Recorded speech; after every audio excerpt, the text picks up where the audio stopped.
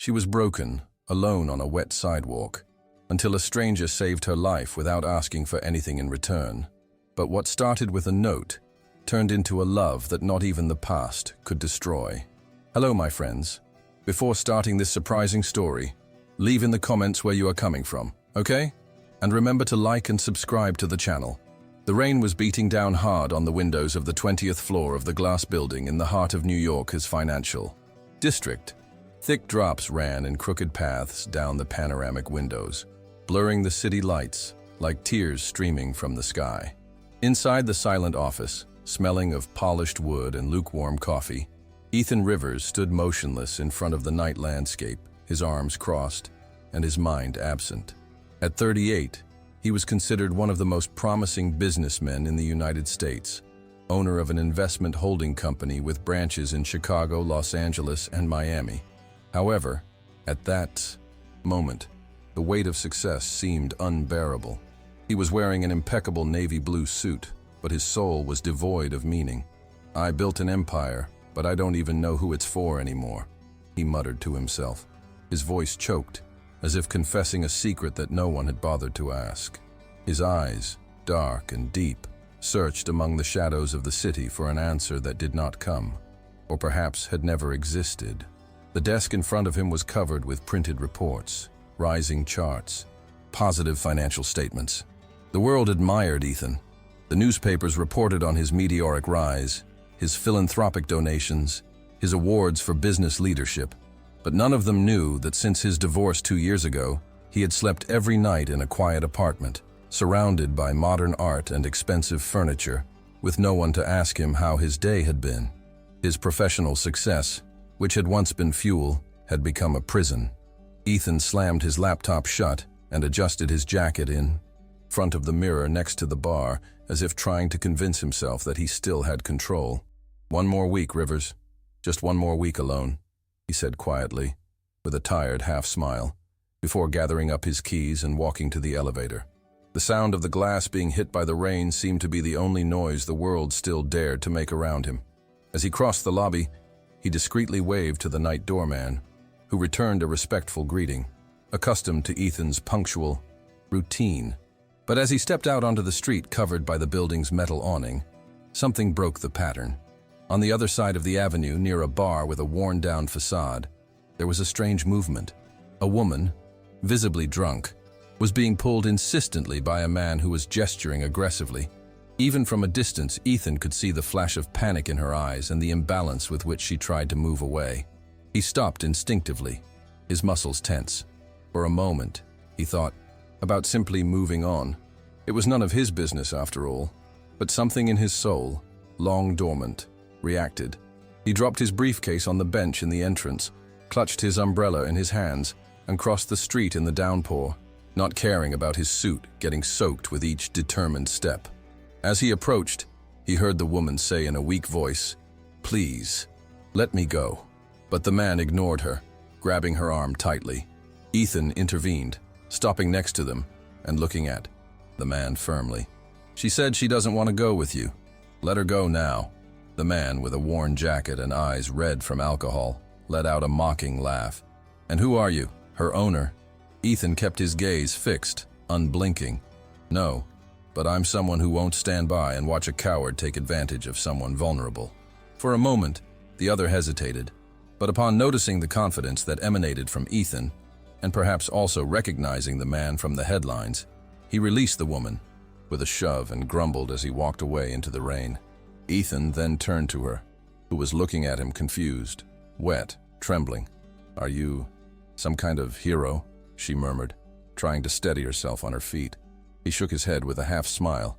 "No, just someone who still believes that we have to do something when we can."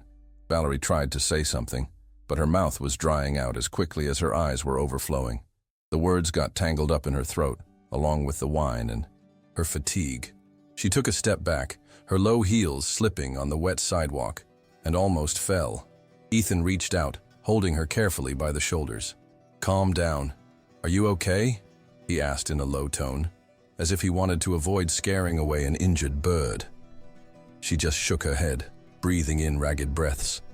the sweet smell of alcohol mixed with the floral perfume that still lingered on her now soaked clothes. "No, I'm not okay. I don't even know how I got here," she whispered, covering her face with her hands. Ethan looked around, assessing the situation. He couldn't leave her there, vulnerable, at the mercy of the night and the city. He extended the umbrella over both of them, protecting her as if it were an automatic gesture of someone who has taken care of people who were not prepared to accept any care. "There's a discreet hotel 2 blocks away. You can rest a little safely. You don't have to tell me anything. Just let me help you." She hesitated. Her brown eyes looked at him with suspicion and fragility, but there was something in his voice, a rare kind of calm firmness that didn't scare her. They walked together in the rain, in silence. Valerie tried to compose herself, but each step seemed to weigh more than the last. Inside, she still felt the metallic taste of humiliation. Her ex-boyfriend, who had also been her partner in the architecture firm, had stolen her original project, the one she had spent sleepless nights sketching, correcting, dreaming about. And now her name wasn't even on the official presentation. To make matters worse, that very morning, she had been fired under the excuse of unsustainable work environment. Anger and shame danced inside her like a storm. "I just wanted to rest. I just wanted someone to tell me that everything was going to be okay," she murmured, without waiting for an answer. Ethan said nothing. He just kept walking beside her, in complicit silence. At the hotel, he went straight to the desk and said firmly, "A room, please, in my name." He handed over his credit card, glanced discreetly at Valerie, and added, "No additional registration is necessary." The desk clerk gave her a curious look, but didn't comment. Ethan followed her up to the door of her room, but stopped before entering. "You'll be fine here. I've already asked for water and some medicine for your headache. Just try to rest, that's all. Tomorrow is another day." Valerie leaned against the wall in the hallway, trying to understand why this man, a complete stranger, was being so kind, so human. "Why are you doing this?" she asked, her voice breaking. Ethan held her gaze for a second that seemed too long. "Because no one deserves to face the worst night of their life alone."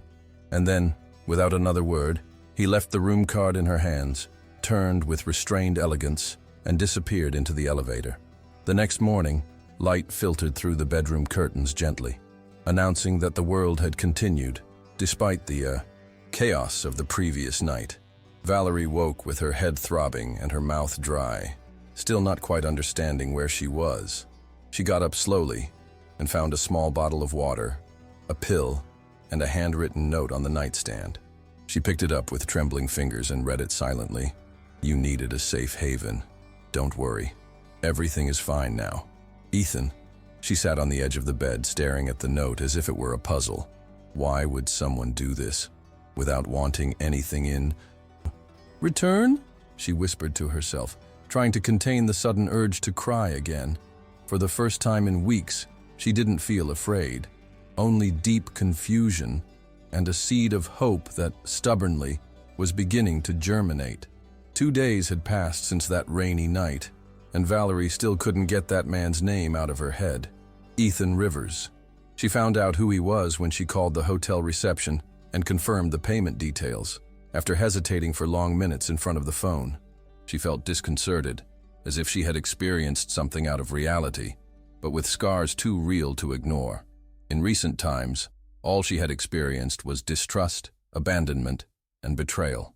And then, in the middle of the most vulnerable night of her life, someone simply cared, without asking for anything, without touching, without judging.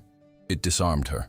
That was why, late in the morning of that cloudy Tuesday, with her courage precariously sustained by a strong coffee and a discreet lipstick, she showed up at the coffee shop attached to the building where he worked. She sat by the window, overlooking the modern buildings of New York, and waited. Her heart was beating as if it were fighting against her chest. Ethan was heading down for his daily midday break, his phone in one hand, his mind busy with numbers and meetings. But as he walked through the glass doors of the coffee shop, his gaze met hers, and for a brief second, time seemed to stand still. Valerie was there, more sober than he'd ever seen her, her hair still a little messy, but her gaze steady. She stood up softly, a little shyly, and held out her hand. "Hi, I had to thank you. I couldn't sleep until I knew your name." Ethan stopped in front of her, surprised but not uncomfortable. A small smile spread across his face. "You don't owe me anything, but if you want a coffee, I'll take your company."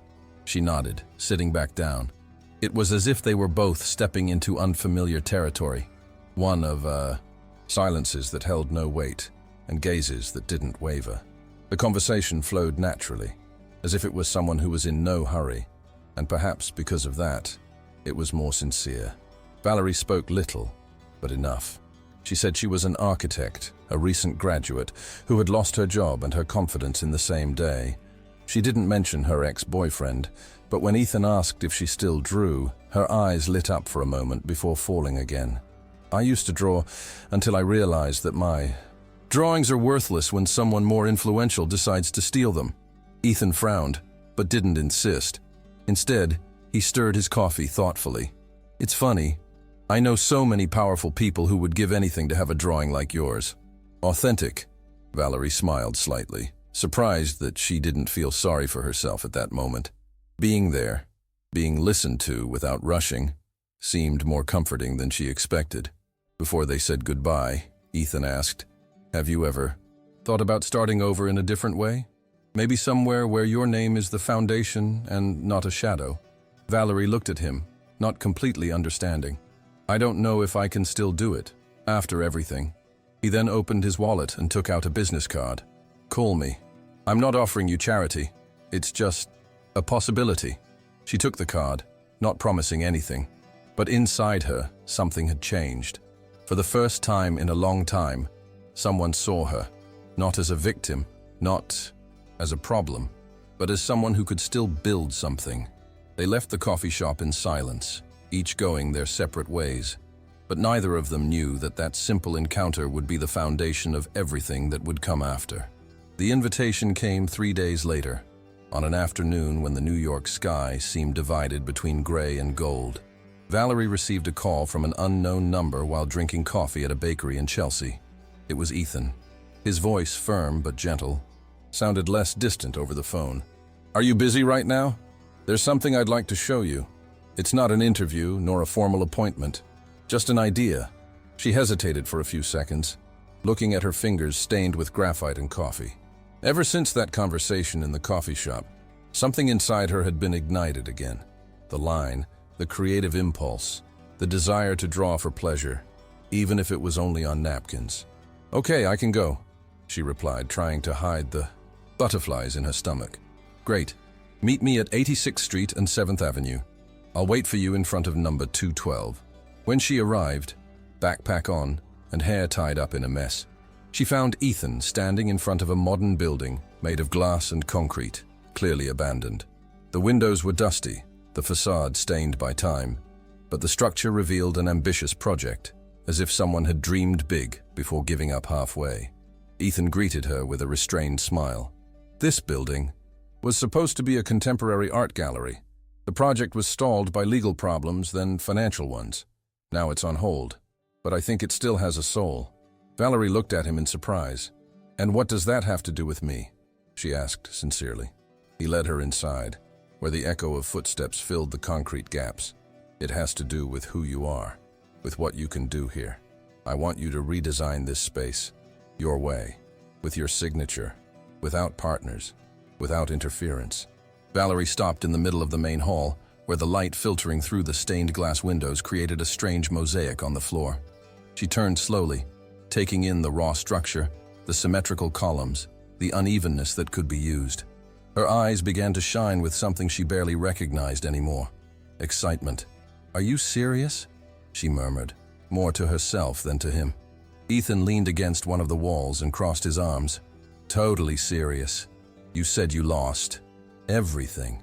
Maybe it's time to build something new, with your name on it this time." Valerie swallowed, pressing her lips together. "What if I fail?" Ethan's answer came without hesitation. "Then fail brilliantly, but do it by being you." Those words pierced the armor she had been wearing since the day she was fired. For the first time, someone wasn't promising that everything would work out. They were just giving her the space to try. In the days that followed, Valerie immersed herself in the project as if she were recovering parts of herself. She spread sketches on the small table in the apartment she rented, scribbled ideas on mirrors, cut out old magazines, and revisited college textbooks. She spent hours walking around the empty building, notebook in hand, sitting on the floor to imagine how the light would behave at different angles, testing combinations of materials that would combine sophistication and lightness. Ethan would visit the place sometimes, unannounced, just to, watch her work. He watched from afar, silently, with a slowly growing admiration, discreet, but impossible to ignore. He didn't interrupt her, didn't offer his opinion, just offered his presence. When she noticed him, he would smile and say something simple like, "Keep going, this is starting to look like you." And these little phrases, said without pretense, were like doses of encouragement that she didn't even know she needed. Valerie no longer drew just to fill pages. She drew to find herself again. Each line was an attempt to remember who she was before the disappointment, before the theft, before the abandonment. The days became longer, but also more vivid. She would wake up to the sound of buses on the street and the smell of coffee burning in the communal kitchen of the old building where she lived, and before she could even brush her teeth, she would already be leafing through her sketchbook. It was as if time had started to flow again, but now, at its own pace. Ethan was still there, always with that discreet way of supporting without dominating. Sometimes he would show up at the end of the day with empanadas and coffee, saying casually, "I thought you might be hungry." Valerie smiled, her face stained with charcoal and her hair tied up haphazardly, feeling for the first time in months that someone saw beyond the surface. One of those nights, they sat on the floor of the main hall, surrounded by boards, makeshift models, and plastic cups. Outside, the rain was falling again on New York, but inside, everything seemed calm. Valerie looked at Ethan with a mixture of gratitude and amazement. You made me remember who I was before I was broken," she said in a low but firm voice. He watched her for a few seconds before answering, with a brief and honest smile. "And you made me feel that I can still be loved for who I am, not for what I have." The sentence hung between them for a moment too long to be just casual. Valerie looked away, but not before he noticed the gleam in her eyes, not of sadness, but of something new, a beginning. They didn't speak again that night. They just stood there, side by side, listening to the rain and breathing together, as if that silence said everything they still couldn't put into words. As the days turned into weeks, their relationship blossomed like a hidden garden in the middle of the city. There were no declarations. There was no rush. There were impromptu dinners with street food, conversations that began with architecture and ended with childhood memories, silent nighttime walks on the wet sidewalks of New York. There was a growing affection, a familiarity that grew from the details. Ethan was not the man Valerie had imagined when she first saw him that rainy night. He was so much more. He had scars hidden under his elegant suit jacket, stories of loss, of disappointment, of unresolved loves.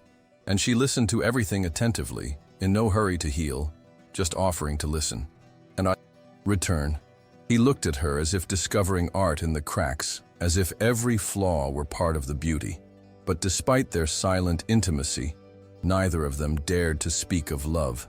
It was as if that feeling was there, pulsing beneath their skin, but they were both afraid to name it, perhaps for fear of ruining it, perhaps because of the trauma of other stories that had ended badly. Until one afternoon, while they were reviewing the final adjustments to the architectural proposal for presentation to the board of Ethan's company, he observed her in silence for several minutes. Valerie was sitting on a pile of concrete blocks, with the setting sun gilding her tired face. And it was there that he felt it. It wasn't just admiration. It was something deeper, more difficult to control. "Valerie," he began, not knowing exactly what he wanted to say. She looked up slowly and smiled with a disarming sweetness. "I know," she replied, before he could finish. And in that smile, he knew he didn't need to run. She was there, and so was he. The project was about to be approved. Ethan's company's board of directors was analyzing the plans with enthusiasm, and even the most conservative members recognized the freshness of Valerie's proposal. It was bold, functional, and above all, authentic. The abandoned building, once a monument to giving up, was now becoming a symbol of reinvention. Valerie followed the proceedings with a mixture of nervousness and pride. But just as everything seemed to finally fall into place, a piece of news dropped like a silent bombshell. Ethan had received an offer he couldn't refuse to open a branch of the holding company in Lisbon.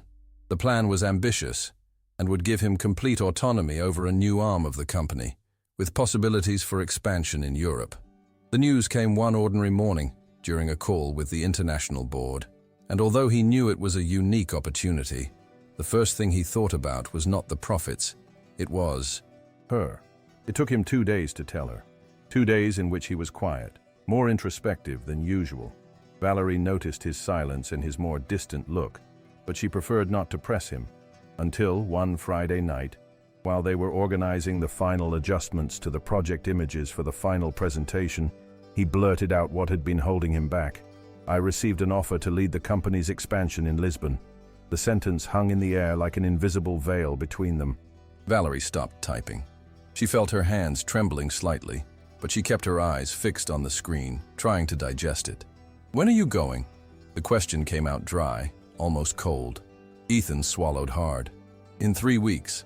I haven't given you an answer yet. I wanted to tell you first."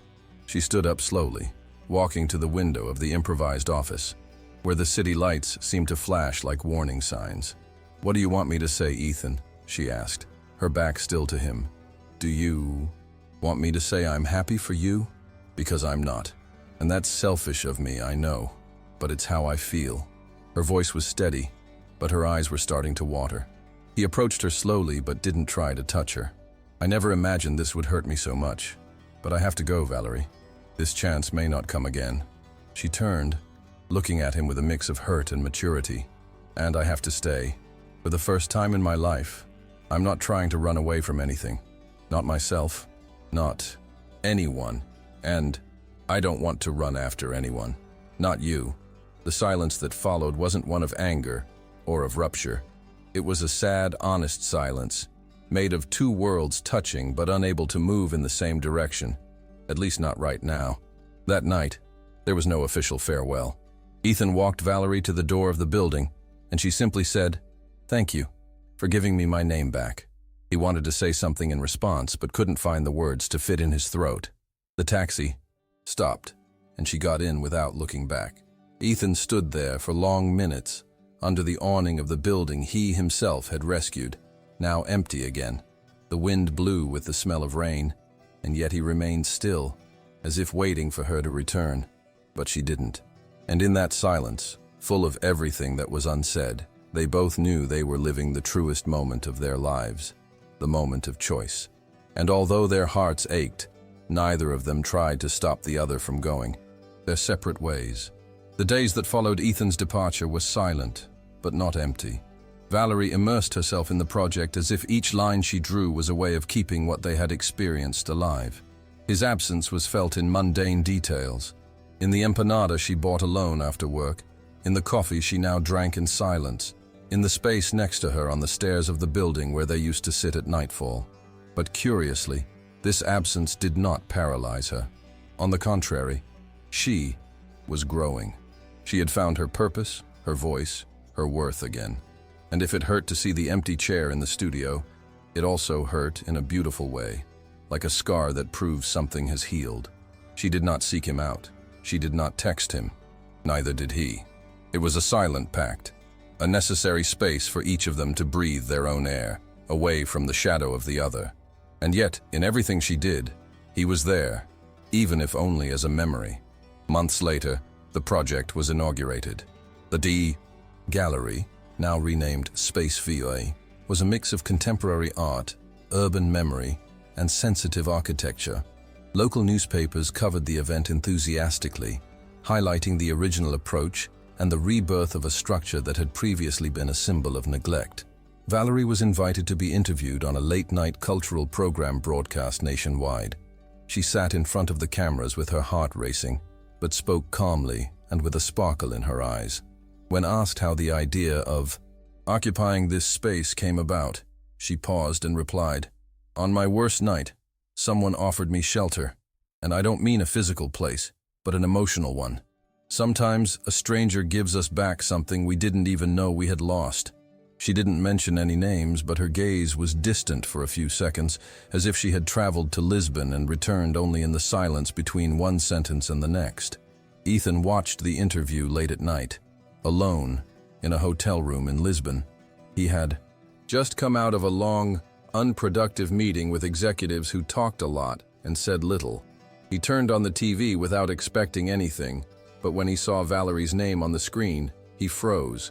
It was her, the same woman who drew on the floor, who smiled sweetly, and who made him believe that silence could be comforting.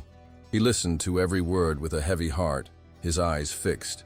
When she talked about the stranger who returned something that had been lost, he smiled, but it was a melancholic smile. He picked up his cell phone, typed a message, and deleted it.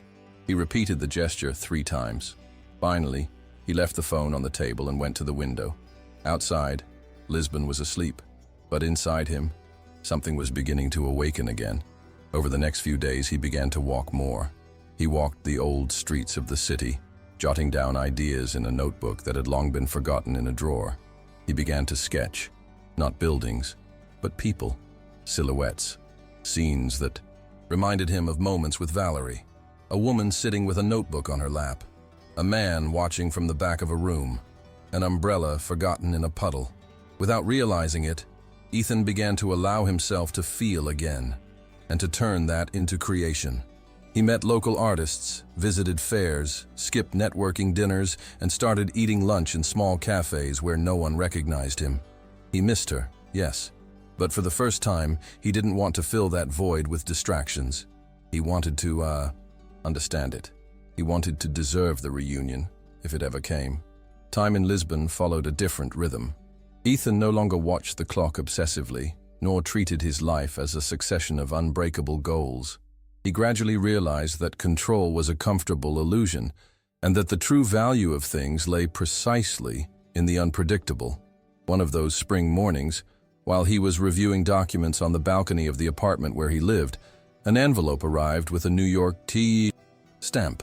It was the catalog for the opening exhibition of Space 5, sent by his company's marketing team. As he flipped through the pages, he found photos of the spaces redesigned by Valerie. Soft curves, living materials, natural light dancing on the surfaces, as if the space breathed art. And there, on the penultimate page, was the introductory text signed by her. "Architecture only makes sense when it can embrace people. This project embraced me, and I reciprocated with my name." Ethan closed his eyes. He felt the sweet weight of a mature longing, the kind that no longer hurts, but reminds us of who we are when we are whole. Valerie, for her part, was beginning to reap the rewards of what she had sown with such dedication. She was invited to participate in an international symposium on urban renewal in Chicago, and she began teaching small classes at a technical school in Brooklyn, where young people from the outskirts of the city were discovering the power of creating meaningful spaces. On lonely nights, she would sometimes reread the note Ethan had left at her hotel, as a reminder that true kindness exists. And although she hadn't received any messages from him since their separation, she dreamed about him from time to time. Simple, everyday dreams, the two of them drinking coffee, drawing on the same piece of paper, laughing about something silly. Never grandiose dreams, just dreams too intimate to be forgotten. It was as if, despite the distance, something between them still vibrated, an invisible line that hadn't broken, only stretched as far as silence could reach. And it was on a seemingly ordinary evening, after a day full of classes, that Valerie received an unexpected invitation. An email with Ethan's company seal, requesting her presence at a meeting to discuss a new project in New York. The text was formal, but it carried subtext that she immediately recognized. The sender, one of the company's directors, but a copy to Ethan Rivers. She read the message 3 times before believing it was real. Her heart raced, but her body remained static. Was it a professional reunion? An attempt to renew ties? Or just a gesture of respect for the success she had achieved? Her mind exploded with doubts, but her soul knew. Ethan was not one for empty gestures. If he wanted to see her, it was because he was ready, or at least willing to try. She spent the next day in a state of quiet anticipation, a mixture of apprehension and hope. She chose her clothes, carefully, but not too much. She didn't want to look like she was trying to impress. She just wanted to be who she had become. She arrived at the building with her heart pounding in her ears, climbed the floors with cold hands, and stepped out of the elevator to see the lobby lit up exactly as it had been that first night. The rain outside, the silence inside, the glow of the lights reflecting off the marble floor. And then, there, beside the glass staircase, he was, Ethan, still, elegant, with the same look in his eyes that she remembered, only calmer, more real. She paused for a second before smiling. She said nothing. She just walked toward him, and in the air between them, there was no longer silence. There was recognition. Ethan said nothing as she approached. He just looked at her as if he had been waiting for this moment for much longer than a few months. Valerie felt a lump in her throat, but she held it back. Time had passed, yes, but it seemed as if nothing between them had been lost. She stopped in front of him, a few feet away, and smiled slightly. "Do you still drink coffee without sugar?" she asked in a low voice, almost as if it were a secret password. Ethan smiled back, and his eyes, once so cold, were moist with something he never let show. "Only when it's with you," he replied, and in that moment, she knew that he had returned more whole than when he left, without warning, without exaggeration, without speeches, just with his presence. And that presence was enough. He invited her up to his old office, now renovated. The room was different, less cold, more welcoming, with plants in the corner and books disorganized on the table. Valerie entered silently, observing everything with attentive eyes, until she noticed a folder on the table with her name on it. "What's this?" she asked. Ethan approached slowly, stopping next to her. "It's the project I want us to develop together. But not only that." She stared at him, not understanding. He took a deep breath, took an envelope from the inside pocket of his jacket and handed it to her. Inside were 2 return tickets to Lisbon, with open dates. "I turned down the offer. I asked for a permanent transfer to New York. I'm taking over as director here again, and I wanted to know if you'd be willing to share more than just plans and reports." Valerie was silent for long seconds, absorbing each word as if trying to keep a moment inside her chest. "You came back?" she asked, her eyes filling with tears. Ethan nodded, his voice almost breaking. "I came back because I realized that my future wasn't a place. It was a person, and it was you." She clutched the envelope to her chest, and the tears fell without warning, mixed with a smile that seemed to light up the entire floor. "You always come when it's raining," she said between laughs and sobs. He approached her, slowly, until his hands touched her face carefully, as if every feature deserved to be rediscovered. "This time, I want to stay, for all the coffees, and all the rain that will still fall." And then he kissed her, not in a hurry, nor with urgency, but with the certainty of someone who had finally found shelter. The world seemed to stop for a few seconds. The kiss was warm, slow, full of memories. When they pulled away, she rested her forehead against his, her eyes still closed. "You didn't have to save me that night, you know," she whispered. "Maybe not," he replied. "But in that moment, you were the one who saved me." And there, among papers, memories, and a future still blank, they understood that love, when true, is not an endpoint. It is a new beginning, a silent pact to continue, even when everything seems to say otherwise. It was the beginning of a new story, a story written by 2 hearts that, even though broken, knew how to wait for the right moment to beat at the same rhythm. In the days that followed their reunion, Valerie and Ethan began to occupy the same spaces naturally, as if their presence had already been molded for each other. He would pick her up at her studio in the late afternoon with empanadas and coffee in hand, and the two would walk the streets of Manhattan like 2 teenagers rediscovering the city. There was no rush, no need to prove anything.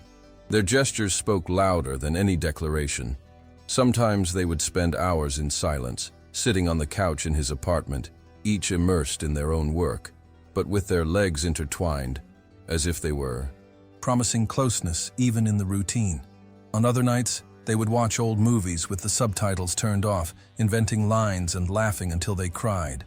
And there were also the deep conversations about fear, loss, the future, that became more and more frequent, as if they were carefully dismantling each other's walls. Valerie started coming over to Ethan's house on the weekends, and little by little her toothbrush appeared in the bathroom, a forgotten blouse on the back of the chair, a notebook on the nightstand. It was as if she had been planted there without fanfare, and he, in turn, watered her presence with attention and affection. They cooked together, even though they were not very skilled, and they developed a curious tradition. Every Friday, they would make a Latin recipe in a disastrous way and laugh at the result.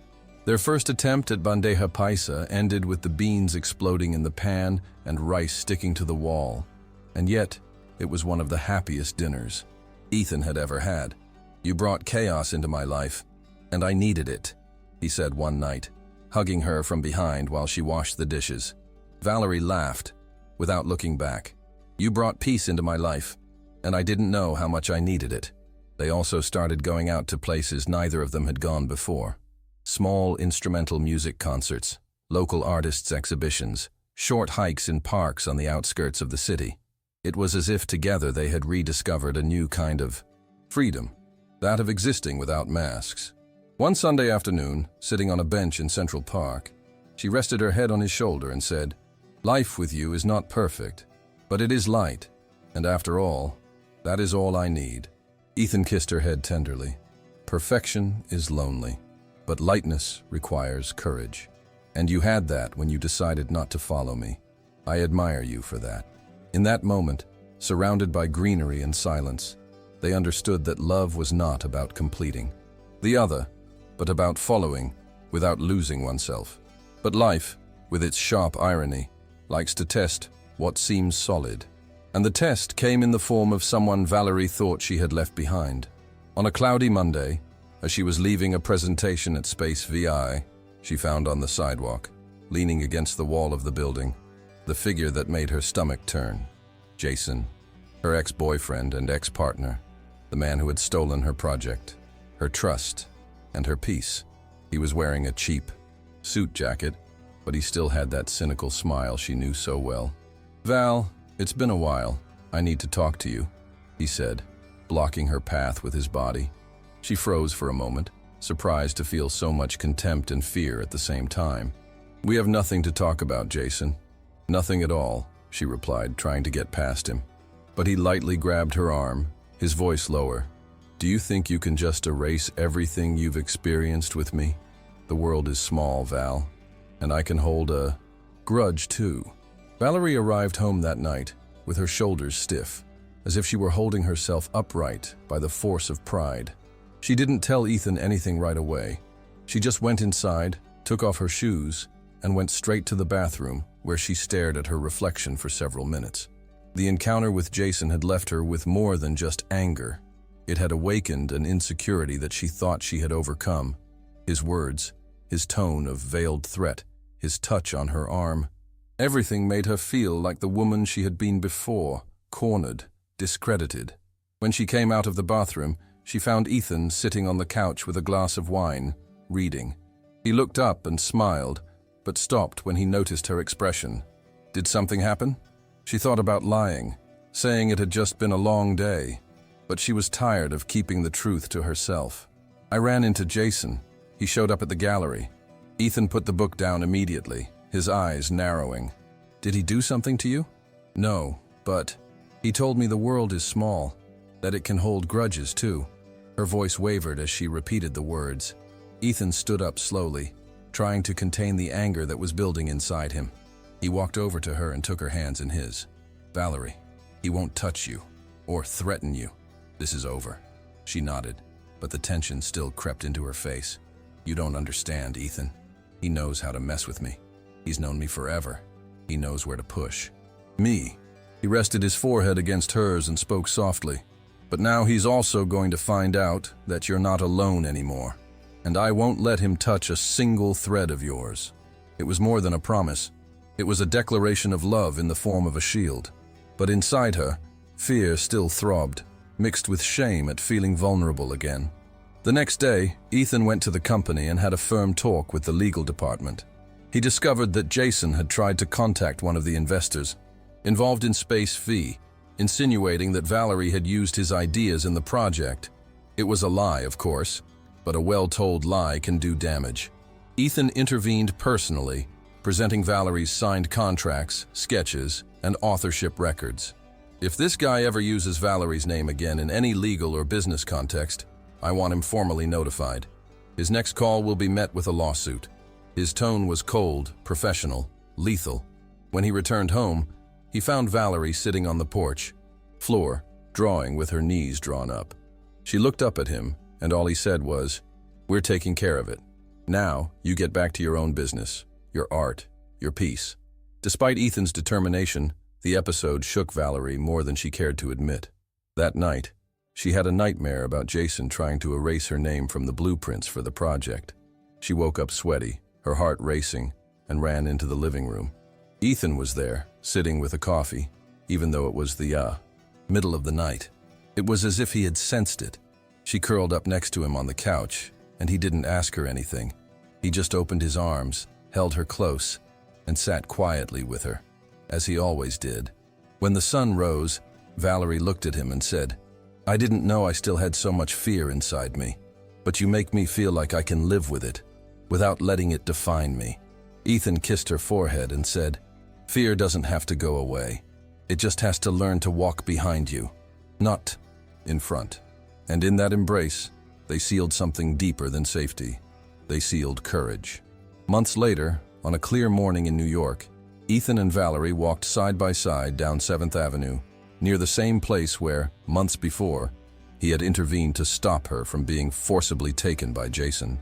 The contrast between that day and this one was stark.